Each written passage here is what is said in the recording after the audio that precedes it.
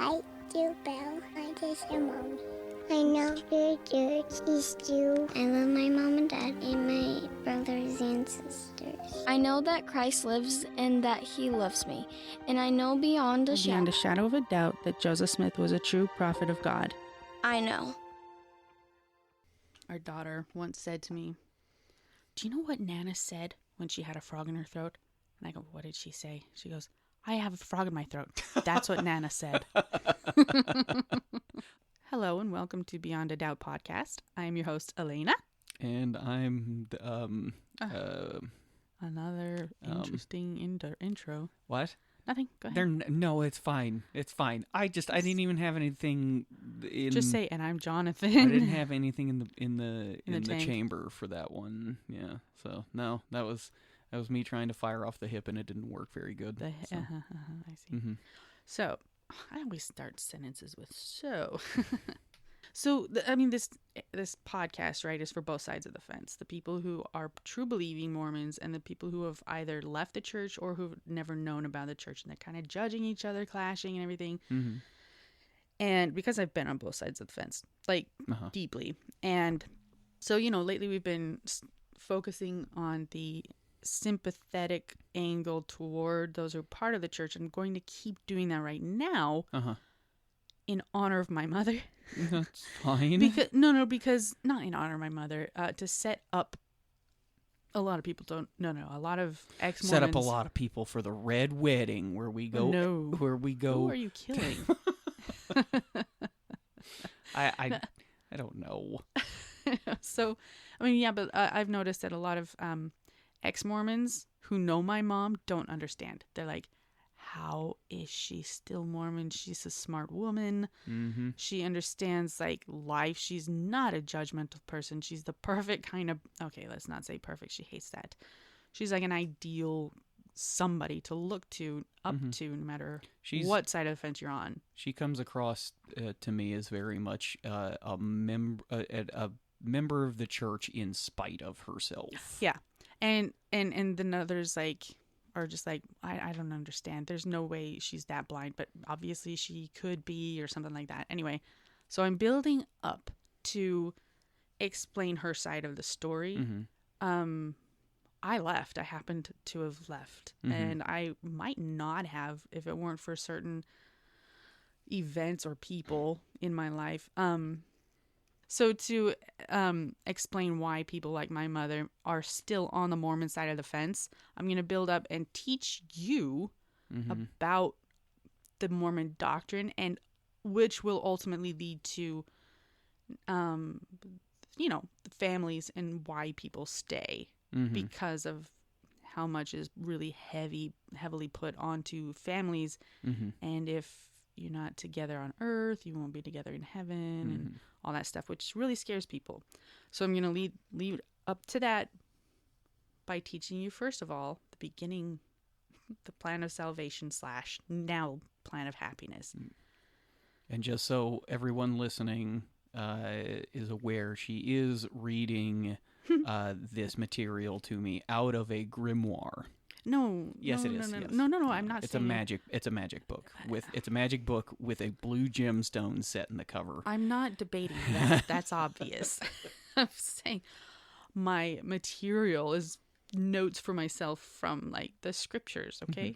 Yeah. And it's just a cool book. It's a cool book. Guides. It is. I like the book. It's a beautiful book. Yeah. I love it. So the breakdown of the plan of happiness is that we all started in what we call we used to call the pre-existence, and now we call the premortal life, because the pre-existence sounds like rather than existing before the earth, which we did, it's more like phases of actual eternal life. So we changed it to the premortal life. Pre-existence sounds cooler. It does. So all of us started there, and in heaven, God came up to us and said, "Hey guys, y'all are spiritually created and ready to become like me. You're lacking a body, and that is vital to becoming like me, because with spirits you can't do anything. With your bodies you can do anything, except fly or shoot lasers out of your hands. Combine them together, and later after you die you'll be able to fly and shoot lasers out of your hands. You know what I mean? I'm sure God could do that. That'd be awesome. But so we lived then, all of us together, one happy family, billions of children. And God's plan was, hey, we need to go to Earth. We want to make sure people have experiences that bring them back to me, to our family here. And how do we do that? Basically, essentially, like, how do we do that? Or how do you want to do it? More like, he knew how it was going to go. So there are I discovered there are two versions of this in the Book of Mormon and the LDS scriptures. Mm-hmm. The first is that, and the most widely accepted, is that Satan came first and said, hey, I will lead everybody, and I will make sure that nobody breaks any rules, so that by the time they're done with Earth life, they can come before you and be clean and be able to come back to you and stay with you. And nobody will ever be gone. We'll have everybody back together. And then Jesus, realizing, that's no life, like, let's give them free agency, says, first of all, and Satan, big point here, says, and since I did all of this, I'll be the one that's glorified. He was pretty selfish, Mm-hmm. And then Jesus comes up and says, come on, God's the one who set this up. Glory be to the Father. I'll go down and provide a way for the kids, for the children of God to come back to him if they so choose. And I will help them because of the agency. They're going to fail sometimes. I will let it be possible for them to repent. And so that's the first part. And the second version was that Jesus actually said, I will go send me. Simple as that. And Satan said, I will go send me. Mm-hmm. And God said, I'll send the first. I'll send the first. And so Satan gets mad. At that point, though, in both stories, there's a war in heaven, a war of words, not mm-hmm. necessarily like fighting. You can't kill a spirit, so it wasn't like that. Mm-hmm. But it was a war of a political debate where you're trying to decide which one's going to be the president of the God. Of Burundi. Country. So, and Satan won the hearts of a third of the children of God. Not a third divided evenly, mm-hmm. but there were three categories. A portion that believed Satan's words and preferred his way. Mm-hmm. A portion that believed Christ's words, Jesus's words, and preferred his way. And then another portion that was kind of like, I don't know, we'll sit on the fence and wait. I don't care. Whoever wins, I'll go with, Mm-hmm. And so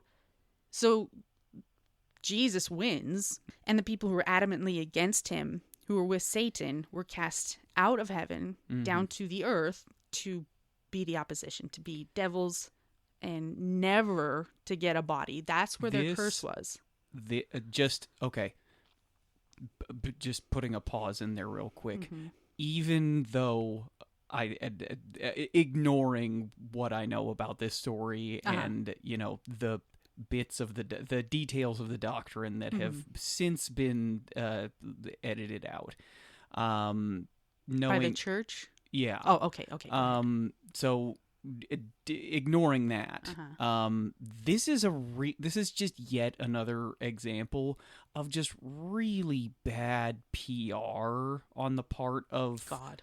Well, right? Yeah, it makes him look okay. So you lost the debate, huh? Well, I guess you're going to hell. Well, they were also evil. They were like angry toward God and stuff, like, let's fight against him and rebel against him. Yeah, it was a rebellion. It wasn't like it was an actual, I hate. Let's overthrow the government and make our own kind of thing.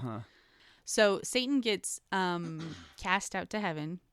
And their curse is... Cast out of. Oh, that's what cast out to earth from heaven. Mm-hmm. And their curse is that they never get bodies. So they never get to become like God by default, ever. They're cast from God. They'll never make it back. So when did the original doctrine change to that? I don't know. The previous doctrine. The previous doctrine is that the people who sided with Satan, they got bodies. They got... bodies with a lot of melanin in their skin. Oh, no, no. That's a different okay. That comes in life. It's the sons of Cain. Yeah. Okay. Yeah. So they already have bodies. They're not devils yet. They become cursed with dark skin because they are the children of Cain, who committed the first murder and rebelled against. But there's, and I mean, this is part of it. I mean, there were like cartoon versions of this during what you're talking about here, where those who sided with Satan, they became black people, and then the people who abstained, the fence sitters, they became essentially like Native American or Middle Eastern, like a more like brown kind of color. The white folks are the ones who sided with Jesus. I didn't know that. Because by the time I came around to learning about the church, when I was really young, by the time I was born into it, that was no longer the doctrine. Yeah, there's like an anime, like if you've ever seen any of those old like 80s like Christian cartoons that kind of like adapt the Bible and stuff like that. The Mormon Church had one of those, at least one, but probably lots. But there was in specific one about that, about that whole thing, teaching kids that black people are descended from those who sided with Satan in that. So how it is now, I don't know about now, but when I was studying everything now, is that they are the children of Cain. Cain became black once he rebelled against God and followed Satan. So they kept that stuff. Okay, so they kept that idea. They just moved it to a different portion of life. Yeah. Oh, man. Yeah, so now, the followers of Satan never get a body. They are ultimately the final curse. So here we go. And then the followers of Cain, or the sons of Cain, are cursed because Cain turned black. Later on in the history of the world, is that the mark of Cain? Yes. Then is black skin. Yeah. Good Lord. Yeah, there is a second branch of that in that Nephi's area. His family and stuff. When they came to the Promised Land, they were all white. This is the Native Americans. They were all white, but then Laman and Lemuel rebel. Again, it's always about rebellion. They get darker skin, but not black. It's just tan, which is why the Native Americans nowadays are brown. Because they're cursed. They're the descendants of Laman and Lemuel, the evil brothers. So terrible. I know. But because there's a point in the Book of Mormon where, so many points actually, where the Lamanites and Lamanites and Nephites are fighting. And so they're constant enemies. But then later the Lamanites become good-hearted people, and they start. It becomes less of an abomination for them to intermarry with the white Nephites, and so then as the generations passed, their seed became white people because they were being blessed with the righteousness of their predecessors. I want to know. Oh, that is so terrible. I want to know. I mean, okay, I want to know several things. I know there have been changes since even before you left the church. There's a couple of different either podcasts or other shows that I watch on YouTube that tackle some of this stuff. And I know some younger Mormons, they've gone on, like, there's that one that's the married couple, and, like, he, I guess, went through the temple like a few years before she did or something like that. And even in that short span of time, there were like parts of the doctrine that had changed or something, or things that had, like processes that had ritualistic stuff that had changed, wording that had been edited. Exactly. And it might have actually been that whole bit about I would rather whoa, I can't say that. Okay, that's actually a topic we need to address actually right now, because I'm going to be always kind of in danger of maybe slipping up and doing this. Is where does the boundary sit with this podcast and us discussing the top secret magic that goes on in the temple? I will answer questions. Okay. I will not give out the information on my own, though. All right.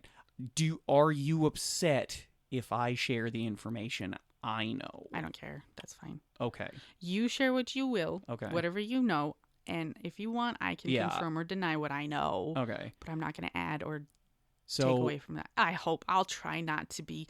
I just still feel so bad. There's no. That's fine. And that's you've explained your reasons behind that to me, and that it's a promise you made. Yeah. And, it so that totally makes sense. I get that. Okay. And besides, I have other sources that Yeah. I don't have to wring have to anything go to out of me. you.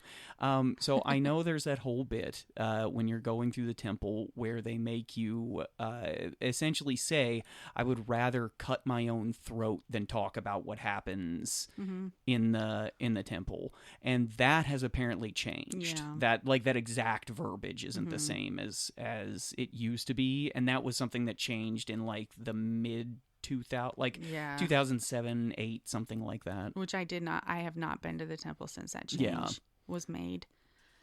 After we've all discovered, chosen sides, then Adam is created. The world is created. Adam is created. Eve is set here, created from, anyway. That follows the same logic as the same story as the Bible, where Adam is created out from the dust of the earth after it rains, which equals clay, and then Eve is taken from his rib, and then like physical rib closes up the flesh in its stead. It says that in here in the Bible, in the Book of Mormon. I don't know if it says that in the Bible. It closes up the flesh like he just did a surgery.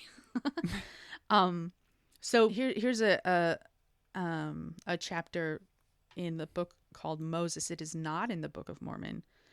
It's a translation by Joseph Smith, and we're not talking about the let my people go. No, Moses. we're talking about that Moses. We're talking about Joe Bob Moses, who works at the gas station. No gas stations. No. Okay, see, this is the book called The Pearl of Great Price. It's just like another. I've heard that name before. Yeah. Have we discussed it on the podcast yet? No, we haven't. So there's the Book of Mormon, the Doctrine and Covenants, and the Pearl of Great Price all in one, the triple combination. And the Pearl of Great Price is books revealed to Joseph Smith of like translations of large translations of the Bible, or so he started going through translating correctly the Bible, right? And in some points the script was so long and so much inserted that it became an actual book. So wait, so he was going through translating the original Greek manuscripts? No, the KJV, and retranslating it back to its original story version. So like there's a couple of minor things. For the same way, like the Book of Mormon. With the I think it might have been with the Urim and Thummim. The scenes. Yeah. Okay, all right. It may have just been he was reading it, got a revelation, and wrote it down. I can't remember as far as the Bible translation goes, Gotcha. But it's called. Yeah, so it just like calling it a translation makes it sound like there was more of a diagnostic process that goes into it than. Yeah. So anyway, this Book of Moses was an extract from the translation of the Bible, that part, but it was so much addition that it became its own book rather than just insert verses or words, which is the rest of the Joseph Smith translation edition. You just read it in the footnotes of the Bible. This one's too much for a footnote. In here it says, "And I, the Lord God, formed man from the dust of the ground and breathed into his nostrils the breath of life. And man became a living soul, the first flesh upon the earth, the first man also," which kind of makes it's redundant. "Nevertheless, all things were before created, but spiritually were they created and made according to my word." So first of all, everything, plants, animals, monkey, fish, frogs, were all created for spiritually. It's all queued up, ready to download to Earth. Loading, buffering. Anyway, yeah, so they were all created. He created them first spiritually. So everything on this earth has a spirit, including trees, and they're alive and they can feel and stuff like that. So there's the pre-existence and how we came to be on the earth. No, how Adam and Eve came to be on the earth. And then the plan was that Adam and Eve would actually fall. If they hadn't, first of all, it says in the Bible that, for example, they were naked and didn't understand, so they didn't feel a shame or anything that they were naked. Because they're just like, hey, like kids, like children. They just have no knowledge yet of, indecency. Yeah. They don't know the opposites yet. So, so God tells them, hey, don't eat this, purposely telling them not to eat that, knowing that Satan was going to tempt them, and it was in his own plan that this would happen. Satan So at this then- point had been cast out and didn't know. He was So then naturally. God is a deceiver. I mean, that's No, that he said no. In fact, it addresses that in here in the Book of Mormon. It says that God told him this, and then Satan knowing is all. He just said if you take of this fruit, you'll die, because right now you're immortal. Okay. So he just sets up that rule. Now Satan comes and tempts Eve, and Eve shares with Adam. So now God has to follow through with that and say, okay, well, now here's your death. Your spiritual death is cast away from the Garden of Eden, and your physical death is imminent. So he knew it would happen, so he set up the dominoes to fall so that it would happen by the agency of mankind. What? It's just. I mean, all of it is such nonsense to begin Really? with. That's the. Oh, it makes so much sense to me. Like, it really does. It makes zero sense at all. Like, it makes zero sense in the sense that, like, why put the tree there in the first place? Why, like, make it off limits in the first place? Why not just be like, no, Satan, and flick him to the other end of the universe? Right. Like, why intentionally set people up to fail?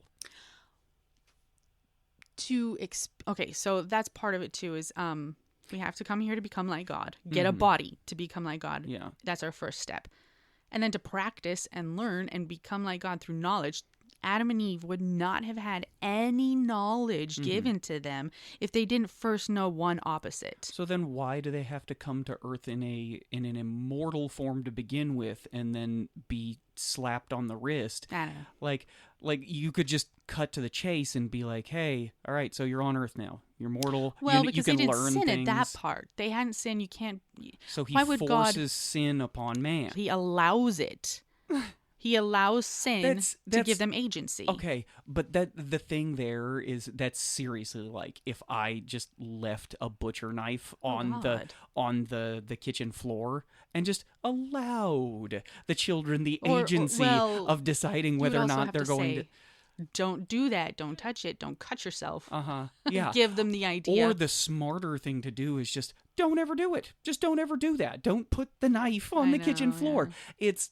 It doesn't make any sense because what is the end purpose of all of it? The end purpose of it is to craft a really complex it is a complicated narrative, and it has to be made so complicated in order to mask the fact that it really doesn't make any sense. It doesn't.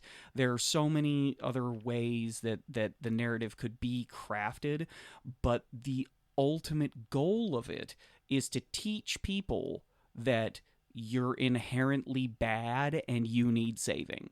That's it. That's it. It's to instill that concept in people's brains. Well, I have an answer for that in the Book of Mormon. I do. Yeah. I mean, I told you there's an answer for everything. This is, and this is an example of how that happens. Yeah. Like, it's all doctrine, and it's doctrine from the Book of Mormon that can probably be this twisted, is all. However, the thing is that the fact that there is an answer for everything, that right there, that is sales 101. Really? Well, yeah. One of the most important things that they teach you in sales is overcoming objections, is knowing what people are going to object to or what questions they're going to have that could stymie a sale or something like that, and knowing how to overcome them before they even ask the question. It's the same thing there.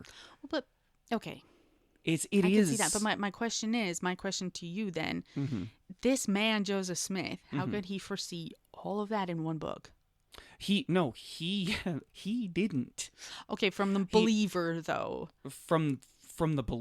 From a believer's perspective, they look at Joseph Smith and there's no way he could have foreseen all of these questions and put them in the Book of Mormon ahead of time. Okay, so what you're saying is that there's no way he could have come up with all of this, so it has to be divinely inspired. It does. No, it doesn't, because the man was a charlatan and a scam artist, and he just took what he knew as far as those behaviors and just applied it to this. And on top of that, as we all know, like that book right there, that is not what Joseph Smith wrote. It's obviously been updated and edited, and things have been changed and added over time. I mean, that's happened in doctrine.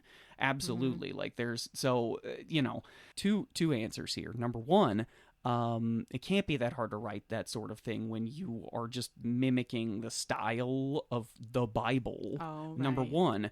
Number two, if the accounts are to be believed, he didn't write that. The lost manuscript was not written by Joseph Smith. Right. That was written by some other dude. So that's another question: is why would the lost manuscript have stories about the fall and the? Anyway, I don't know. Weird. He could have adapted it for his own. Anyway, but you had something you wanted to read. Yeah. So this is Lehi, I believe, talking to his sons on his deathbed, and he's teaching them the brief points of the gospel. Mm-hmm. Okay, so it says, "For it must needs be that there is an opposition in all things. If not so, I'm going to skip that. His child, if not so, my child, righteousness could not be brought to pass, neither wickedness, neither holiness nor misery, neither good nor bad. Wherefore now this does make sense though. Now, wherefore all things must needs be a compound in one. Wherefore if it should be one body, it must needs remain as dead, having no life, neither death nor corruption nor incorruption, happiness nor misery, neither sense nor insensibility. Wherefore must needs have been created for a thing of naught. If there was no opposition, nothing, it would have been created for no reason." Okay, so yeah, you can't have definition without contrast. Right. Wherefore there would have been no purpose in the end of his creation, which is redundancy. Wherefore this thing must needs destroy the wisdom of God and his eternal purposes, and also the power and the mercy and the justice of God. But it's saying, bring about his eternal purposes in the end of man, after he had created our first parents and the beasts of the field and the foals of the air, and in fine all things which are created. It must needs be that there was an opposition, even the forbidden fruit in opposition to the tree of life. Oh, that's another point. So can you? I'm sorry. Right. I have a lot of difficulty with the wording, the biblical speech. Could you translate for me? So God created the earth and Adam and Eve and all of the animals and stuff.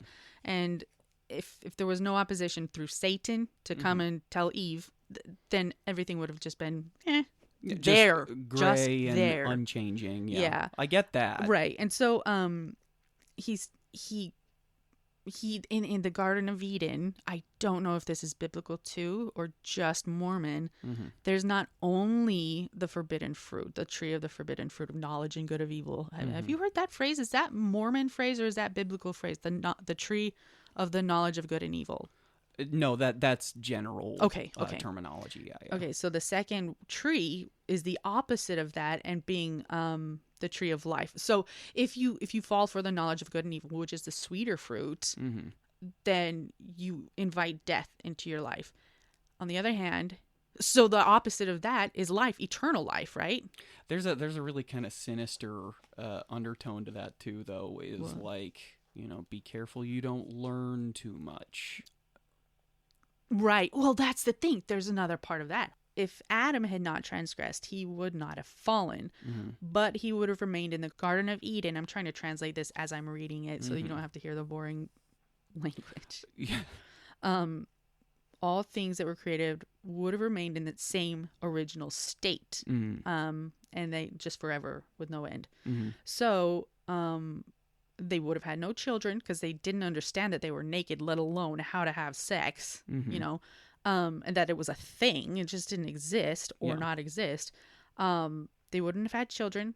They would have remained in a state of childlike, innocence, but no joy, or because they knew no misery. They would do no good because they knew no sin. But all things having been done in the wisdom of God, who knows everything, then this is a very well-known scripture. It says, because of all things having been done in the wisdom of God, it is that Adam fell that men might be, and men are that they might have joy. So ultimately, the purpose of this life is to be joyful the rest of eternity in being like and with God. What was your question again? I can't remember now. Basically, why couldn't he just make Adam and Eve mortal and just put them on Earth and say, have at it? Like, why does man need to be taken through that whole process of falling in the first place? I mean, the simple answer is that it needs to be hammered into people's brains because you do the concept of disparity, light and dark and life and death and all that. That is free of morality. Like that's not there's not a moral weight attached to the concept of disparity, just in like how it affects people. But what religion does is it takes moral concepts and wraps it into the concept of disparity, like here with good and evil. And the idea is that, okay, well, you can't have joy without sorrow and you can't have good without evil. So the idea there is that instead of just saying, instead of it just being a plain stark, explanation of, there's light and dark and there's life and death and there's all of that. But then they have to wrap in this thing where it's like, yeah, well, if in order to be good, you also have to be naturally evil. Like you have to have evil in you. Right. And like that's the whole point of it. The whole point of it is to first embed that seed of thought in the head of, oh, I'm naturally evil. I'm also naturally good, but I am naturally evil. And then the church is there to fix that latter part. It's there to save you from that latter part. Even though by like the rules of disparity, like the mere fact that evil exists in service of allowing good to exist should mean that evil in and of itself is not evil and therefore does not require fixing. Like I love that that song in the South Park movie. It was like, Satan says, without evil there could be no good, so it must be good to be evil sometimes. Yeah. I love that so much. It's so true. That's my favorite part of that whole song too. Yeah, like the song. Cadence of it is just a way that because that line, kind of has that sort of staircasing sort of quality to it. Anyway, it's great. It's one of my favorite songs in that, if not the favorite. Yeah. Anyway, the point is that it is a microcosm of all the rest of religious doctrine, which, and I'll say this, is that there's a good deal of religious text that is to some degree historical, like that retells just things that happened, but it recontextualizes them in this spiritual, supernatural manner, and it uses them for, some greater end. That being the delivery of a product, that product being the notion of salvation. And that's what it's all there for. It's there to hammer into people's brains over and over and over again that you're dirty, you're gross, you're evil, you need us to save you. Yeah. Like, but why? Why would I need you to save me? Because if I'm evil in order that I may be good, that's not... that all I have to do is just not do evil. Yeah. That's it. I don't need you for that. I know. Well, it's also introducing like agency is what. It introduces agency, but at the same time, like all religious doctrine exists for the purpose of saying, here, have agency, but it's a bag of air. Like it's not really because they want conformity. Especially the Mormon Church, they have so many like regulations and rules and steps you go through, and like getting your temple recommend and all that stuff. There are so many I's to dot and T's to cross and hoops to jump through that demand conformity, that demand like a certain level of performance or purity. Yeah. And that flies right in the face of the concept of agency. You have agency, but your agency is to choose what we tell you to choose. Yes. Actually, I have a point on that too. This is crazy. So actually, I was on my mission, and I had this elder. There was one of the leading elders, if you will. One of the leading elders And he, if you will. I know I say that so much. I didn't know it until I started listening to the podcasts as I was editing. Like, stop saying it. And also, like, when I say I believed with, I truly believed, as I was like, I truly believed. Stop. Be a little bit original in other things too, you know? So, anyway, on my mission, this elder had studied a lot, and he came to the conclusion that all of us would be cookie cutter versions of God himself, meaning, and I asked him this, I was like, so wait, that's stupid. We all have personalities for a reason. He's like, oh, but it'll be eventually, you know, exactly like God if we follow God. He said the quiet part out loud there. What? Like, well, that's it. That's the goal. Yeah. It really is. So, I mean, I'm surprised he was brazen enough to say that. Well, he's not part of pulling people in the church, is in like he's only part of the pitching the sales, not the signing the contract thing. But I said, so wait a minute. So if God likes chocolate, we would ultimately end up liking chocolate whether we did on earth or not. And he's like, yeah. And I'm like, that's the dumbest thing ever. Like, so you just get overwritten. So everything about you. So then God is Agent Smith in the Matrix movies. Yeah. He just copies himself over you. Yeah. Yeah. And so I was like, Kate, well, we were born with personalities and agency and blah, blah, blah. And that's going to continue to extend to eternal life. Yeah. You know, I mean, like unless, they say, you've got agency, sure. And if you don't choose conformity, you go to hell. Yeah, I guess so. It's and that's all there for like the kind of that, you know, that really masterful conservative double speak where it's that like, oh, I don't hate the sinner, I hate the sin kind of thing. Right. It's not. Guns don't kill people. People kill people. Like it's those kinds of things where you're kind of kicking the can down the road or explaining away in a flowery manner that seems like it's substantive and it's not. It's nothing. Like there's a true intention hidden underneath all of that, and it's always something insidious. You know, oh, okay, guns don't kill people. People kill people. Okay, so then why give people guns? I never put that sentence in my head. I was just always like, it doesn't exactly make sense. It's if people are the problem, why give the problem guns? It's oh my God. Like, how come I never heard that sentence in my head before? And it's the same thing here. It really is that anytime you hear anything about agency or free will or something like that, the alternative to choosing of your own volition their path is to burn in a lake of boiling oil for all of eternity. Like that's the alternative. That's not a choice. That's a gun to your head. The LDS Church does take care of that in the 3 degrees of glory. Oh, yes, there are people who are just naturally so evil that they would choose damnation. Well, that's rare. But, and then you have to be a special kind of high up in that one. Yeah. But, I mean, like the earth level of the afterlife, you know, three. Yeah, you've told me about this. How like it's not necessarily like the typical Christian version. Right. We don't burn in hell. But even then, like they still qualify those ideas. Like, okay, so the lowest level of the afterlife, you know, besides outer darkness, is basically you're this earth continued. Yeah, which is just, I mean, that's its own kind of form of hell. It's its own sort of form of torment. Like, you know, you just get to keep repeating it over. It's Sisyphus. You just get... What does that word mean? So, sounds like syphilis. Yeah. So, the story, I think it's a fable, or I don't know, maybe a religious thing. I really don't remember. But the story of Sisyphus is about this dude who goes to hell. His name's Sisyphus.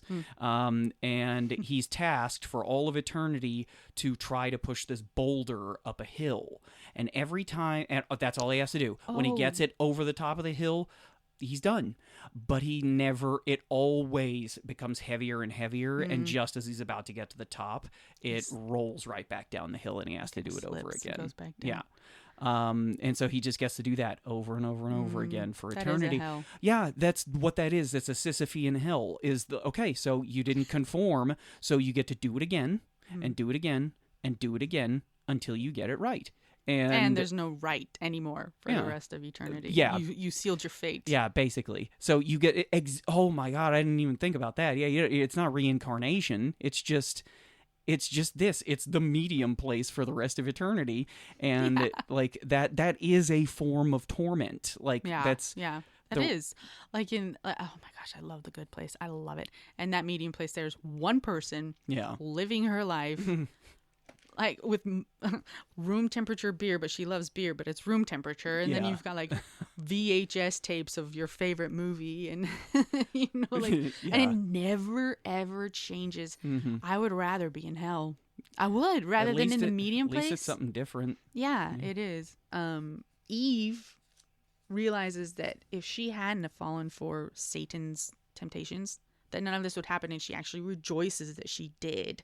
Because Adam, so this one, Adam realized this stuff, and he says that he started prophesying and preaching of Jesus Christ and of God. And he said, because of my transgression, my eyes are opened, and I will have joy again in the flesh. I shall see God. And then in Eve, heard what he was saying and was suddenly glad too. She's like, was it not for our transgression? Transgression. My God, now I can't do it. Transgression. We never would have had kids, and we never would have known this good and evil option. And therefore, the joy of being saved versus the sadness of hell. And because we're choosing to be saved, we now know joy and will know eternal life. And, you know, so it's just everybody was happy for the fall now. Yeah, it's still not a choice. You still make a choice, but you have to live with the eternal consequences. The implication being that one of those is going to be awful for you forever. Yeah. But also, do you remember the Articles of Faith? That we went over? Those 10 rules? 13. 10 Commandments, 13 Articles of Faith. Oh. Yeah, one of them was that we believe that men will be punished for their own sins. So we're all, and not for Adam's transgression. So we're all born because of Adam's transgression, but we're not blamed immediately as children for the remission of sins, for our parents having had sex to get us here. Oh, man. So we're innocent children. Wait, what? What was that last bit? So from what I understand, I could be completely wrong in this, but Christianity's idea is that we're all born in sin, right? Meaning that because Adam, we're all sinners because of Adam. When rather the Mormon belief is not that because of Adam being a sinner, we're born as a child, as a clean slate. However, we have the ability to choose sin in our own and become sinners. So we're not born as sinners. We become sinners as we learn good from evil and we choose the wrong.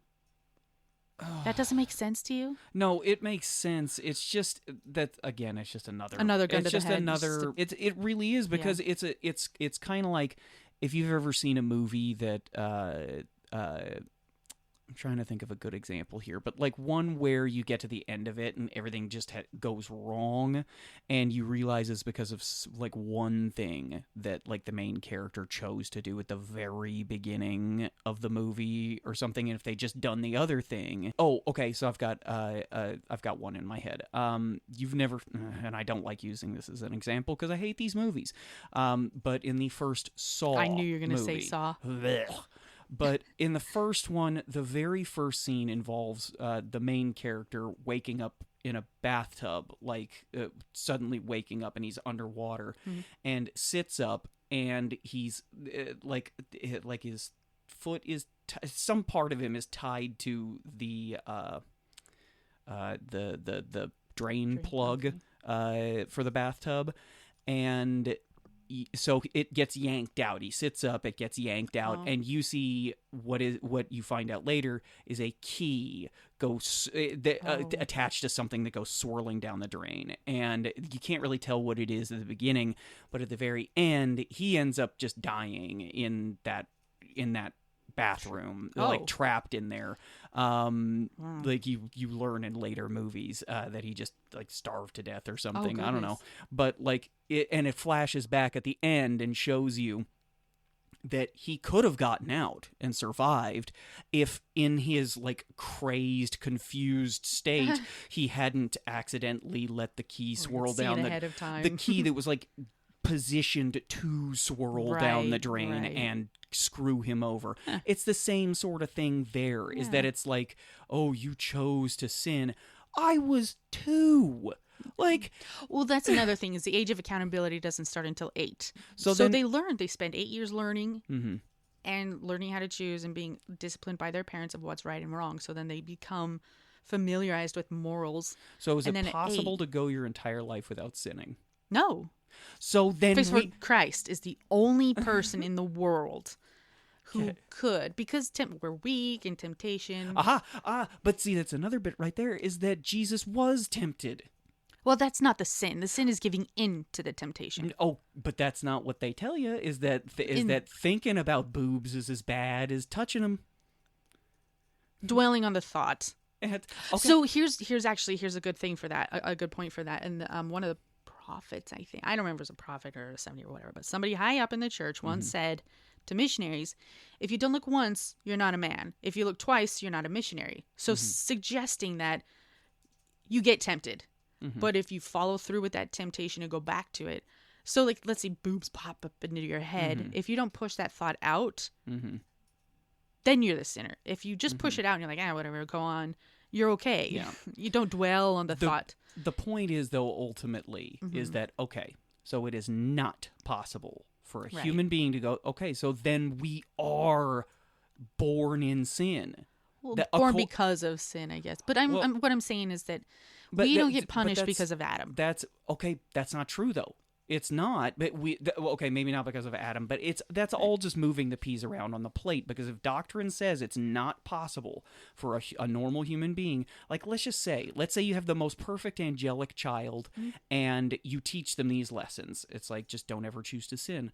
And that's the most important thing in their head, and they literally never do it.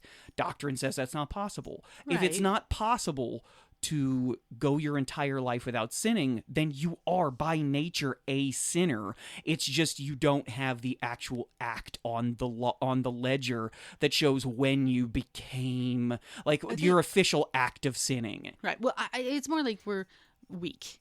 We're weak toward temptation because we now have a mortal body. That's just another way of saying the same thing, though. It really is that ultimately what it boils down to is that, yes, even according to the Mormons, they've got a more creative way of explaining it. Yeah. But it's the same thing. It's exactly the same thing. If there's no way to make it through life without sinning, then we are born sinners. Okay. Like born to sin, like, ultimately. Yeah, it's sort of like born to fail. You know, so that we can depend. We have to. You go. You have to depend on Jesus Christ. There's no other way for you to be strong enough without him. And the church has the access to Jesus Christ. Okay, and that's what they're trying to sell you right there, is that exactly. But that is the overall point, is that, you know, it's really what what Joseph Smith or, generations of Mormon leadership have done in the years since, is that and this is reflected in mission work, because mission work is door-to-door sales. Right. They are the sales group, the sales focused church. That's what it is. And so that's just another way of overcoming an objection. Right. Ultimately, it really is the same argument. It's just dressed up in better wording and with more, like, practiced, like, sort of, doesn't that make sense kind of stuff. Okay. When you sit down and think about it for a little bit, it does. I mean, it does in a vacuum. But the moment you apply it to anything, it's just like, no, wait a minute. It still doesn't make sense. You're telling me, we don't believe that you're being punished for Adam. For Adam. Okay, then, like, but if I can't escape sin, then I'm being punished for existing. That's it. I'm just being punished for existing. It's not even, if it's not because of Adam, it's just because I was born. Oh man. That's a slap on the face. And that's again the problem. I mean, it's the problem with all churches, all religions, is that there's just not a way. There's no way to square that. I mean, I've had so many memories of when I was younger, before my mission, when I was severely depressed, and it all came back to the fact that I was awful. I wish that I didn't exist. Not just my body, but my entire personage, my soul, everything. I wish it just didn't exist because I was so awful, so terrible. And I quoted, my mom's like, honey, why do you think this so harshly? And I'm like, Mom, it even says that in the scriptures that I am less than the dust of the earth. God said that I am less than the dust of the earth, and taking that literally, how else are you supposed to take that? Yeah. You are less than the animals because they obey. And you know what I mean? Like, you're less than the I creepy made crawlies. you to fail and be awful. It's just, and it's on your head. Yeah, and it's your fault. It's you made me do this That's to you. a terrible thought. It's yeah, it is. But also, fast. it's liberating. It's in my opinion, because when you finally accept a different angle. Yeah. It's when no kidding. When you see that part of it and you go, okay, that's it, just insane. Mm-hmm. I don't have to accept that. I can choose instead to follow a life where I am the ideals that I strive for, that I just live what I've always admired. Mm-hmm. I just do that. I just be the best version of humanity, in my opinion. You know, like what I see is the best possible person. Mm-hmm. That's you know, you learn that's what the case is. Yeah, and that's actually the beginning of my leaving. I just said the portion of it. What the start was that I was sick of being trying to be perfect. And as the oldest child, your siblings look up to you, and I learned that more and more every year. I'd see me getting away with stuff that the younger children that each other couldn't. Yeah. Just because I was just because I was the oldest, but they all looked up to me and gave me reasons. Yeah. You know, that okay, well, that's fine because this. She's doing a great job. But I was always trying to be perfect for them. I was trying to be perfect for my friends' younger siblings. I was trying to be perfect for the church and myself, my parents. Letting go of that was the most liberating thing to say, okay, look, Elena, you can't be perfect. Stop trying. Yeah. Stop trying. And the way I stopped was by like, okay, well, being perfect is going to church every week. And so I just let that go. Yeah. I'm like, okay, this is okay. It's kind of like a one finger. Yep. You've got the whole grasp, and you start to lift one finger off, and let go of this trap. Yeah. And it was liberating. I literally felt like I could breathe, and my shoulders were more relaxed. My chest felt fuller of air. Yeah. Physically. And this is like, it's exactly that reason right there why I do not accept an argument in favor of religion as like, well, it gives meaning to people's lives, or it helps people, or blah blah blah. No, it doesn't. It does that. The only people, like, it affects people in two ways. Either it just like it's a fun social club that they're a part of, like it's a thing that so that they can keep up with the Joneses, right. Or is a massive weight on the chest of like true believers. Yeah, like absolutely. It is only those two things. Nobody's enlightened by ultimately by it. Maybe by individuals within a church. I believe that. I believe you could sit down and talk to your pastor, or I don't know, or somebody on the same level as you, just or some leader of the young women's. Yeah. You could absolutely do that, but that has nothing to do with the church. It has entirely to do with one person interacting with another person and forming a connection and learning from one another. That doesn't mean God. Like, he's not involved in that. Well, it could be, but not through the conduit of the church. It could be like, God is in my heart, God is in your heart. We're talking about God. We feel something.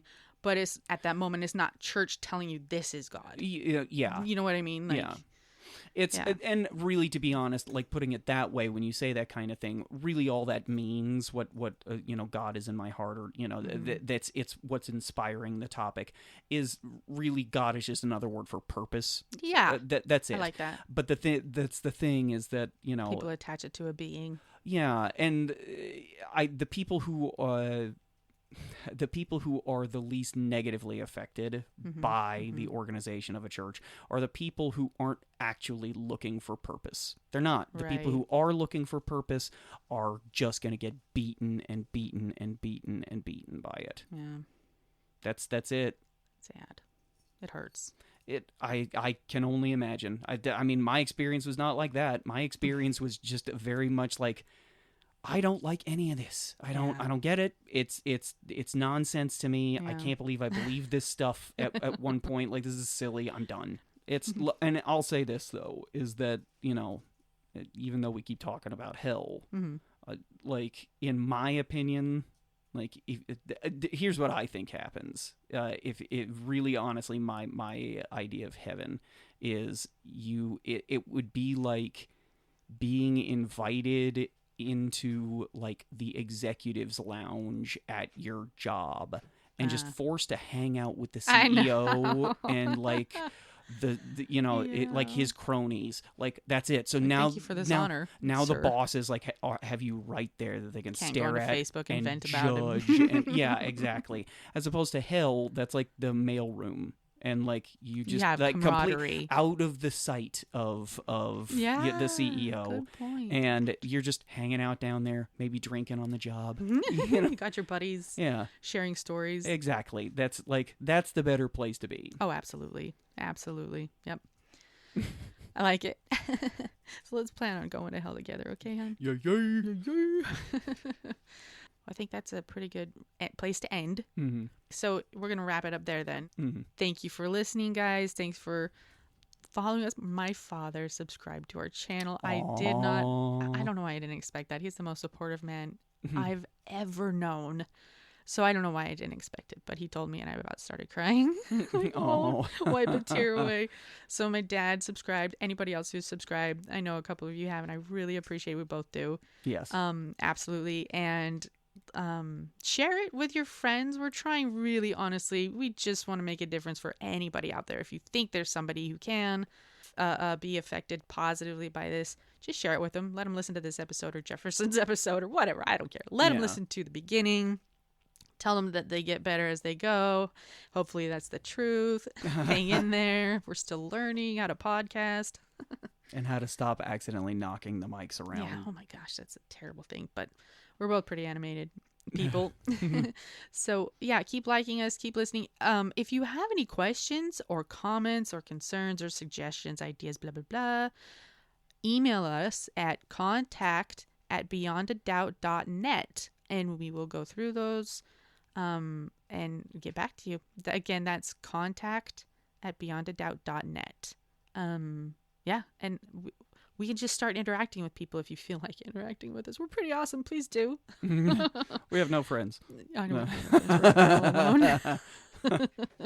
Okay, thanks for listening, guys, and I hope you enjoyed it. Let's keep getting those numbers up so we can keep going with this thing. I really enjoy it. It's fun. Yeah. So, okay. Right. Well, See ya.